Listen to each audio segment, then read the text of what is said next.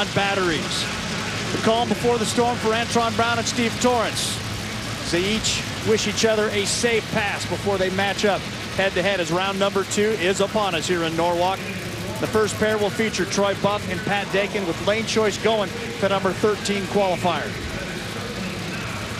Last time Pat Dakin raced in a semifinal, 1998, some 16 years ago. Well, and to his credit, he took a 10-year hiatus after that. But Pat Dakin's been doing this for a long time, and you know, Bill Miller's been around for quite a while. Troy Buff, second-generation driver. His dad Willard, one of the stalwarts down in Texas as far as racing on that alcohol circuit. They really seem like they're starting to get this car turned around. It's the best this thing's looked in a long time. Good look at the dashboard, Mike. That's the RPM right there, 2,600. Yep, that's what they idle at. It's about 2,500, 2,600. They'll turn the fuel on, let step off the clutch, hold against the brake. That RPM will drop down a couple hundred, and they mash on the gas when they see the amber. Oh, up in smoke. Whoa! Hold on, Troy.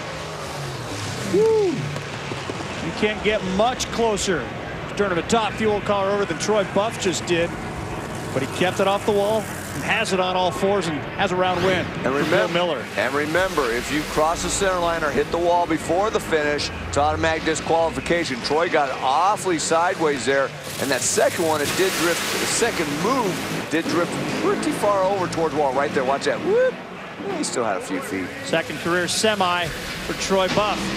Promised you excitement. Troy Buff, Pat Dakin have delivered.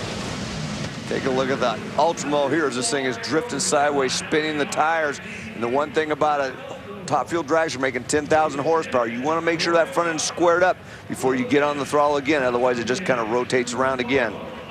Well, the theme of the day, John Force Racing versus Don Schumacher Racing. Coming up, a big-time matchup between the DSR teammates as Ron Cap will take on Matt Hagan, who earned his first win of the season finally in Chicago. John Force getting a little camera time as well.